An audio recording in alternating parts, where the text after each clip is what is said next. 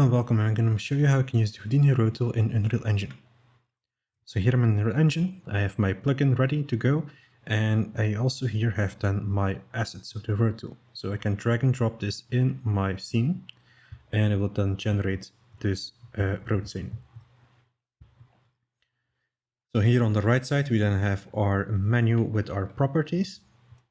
So first of all, here we can always see Game Engine. So I'm going to make sure I'm setting this to Unreal. And I'm going to continue with using my input. So here, this is a layout that is sort of like hard coded in the tool. So it's like a very basic layout to show what you can do with this tool. So you can have these complicated roads. And of course, we want to make our own. So I'm going to grab here a basic cube.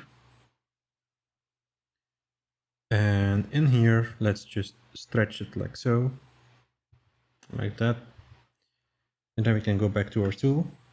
We want to have a geometry input. So instead of having geometry input, we actually want to use the world outliner because I want to use something, a geometry from my world. So select world. And now I can start selecting a input. So I want this cube as my input. So use current selection as input. And now we have a road underneath this cube.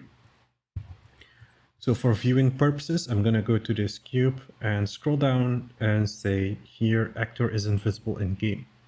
So every time I press the G key, I can then switch here with that. So as you can see now, we have a basic road here.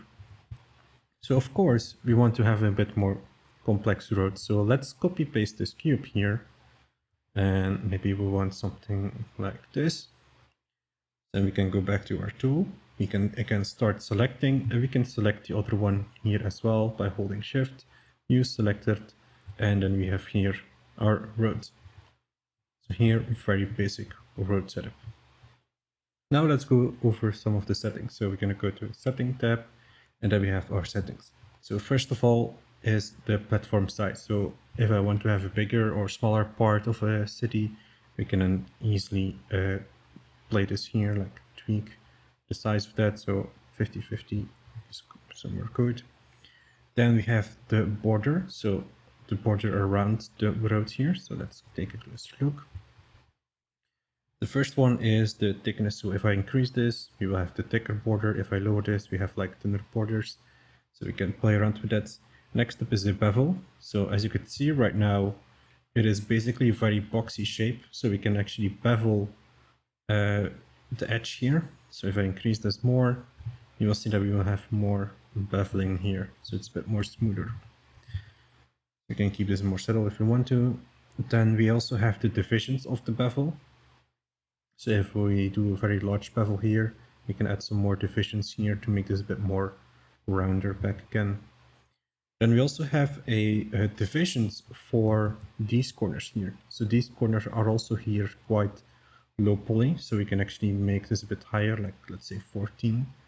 So they are nicely smoothed out here. So also here on the other sides, they are now more like a really smooth face here. Then next up are the road lines, so these lines here. So this is a offset of the height, so we can set them a bit higher or lower, so we can play a bit with the offset if you want to. Then we have the road line. So if I increase this, we will have less lines. If I lower this, we will have more lines. So we can have multiple road lines if you want more of them. So even if my box would have different sizes, so let me quickly scale this one, let's say smaller. You can see that I don't have any lines here because it's too small to have a line. And then here we have then line spacing. So if I increase this, we can have longer lines. If I lower this, we have like thinner lines here. Then next up here is then geometry output. So we can have the normal. So if I lower this, we will have less smoothing here. So we can see the different polygons. Then we have a default triangulation here. And also we can have some mesh collisions if you want that. The next up is the UV. So before I jump into the UV, I'm actually gonna add a material with a certain pattern. So here I'm gonna, in material, we have different materials. So I have material for pavement, roads, border lines, and we can also use single material. So here I have a checker material, and we can basically drag and drop this in the slots here. So if I, for example, want my checker on the road, I can drag and drop that here, and I can see I have now the checker pattern on my road. So if you have like any custom materials made for like this road or another material, we can just drag and drop this in here, like the pavement, and I can assign this. But again, maybe you want to have only one material, so we will have 4 different material IDs, but maybe you want one single material. And what you see now is actually a vertex color. So I have one material with vertex color on the geometry. So we can also change the vertex color if you want that, but I'm going to use now the single material for my checker pattern here. So we can go now back to our UVs, and we have a global scale. So I've increased this, we can increase the density. If I lower this, we then have less UVs here.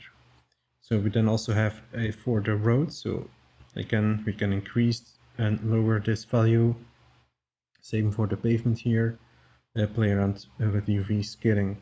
Then the border is also quite interesting here. So we can make this more denser, or we can lower this value. So maybe if you want to keep more maybe if you want to keep a more consistent text density, then it should be more something like that. And we can also here have scaling for these lines, so we can play around with that as well. So that's basically some UV options here to mainly scale to fit your custom materials.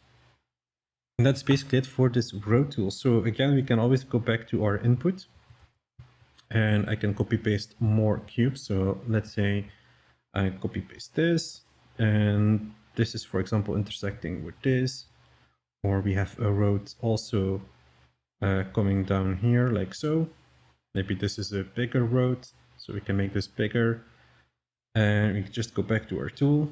In case say select,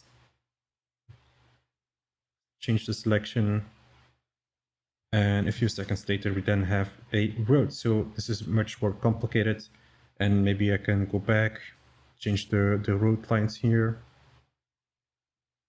So maybe we want more of these lines, and then we have our basic layout. So now I can start placing down building generators or other tools and trees to decorate this scene a bit more for your game.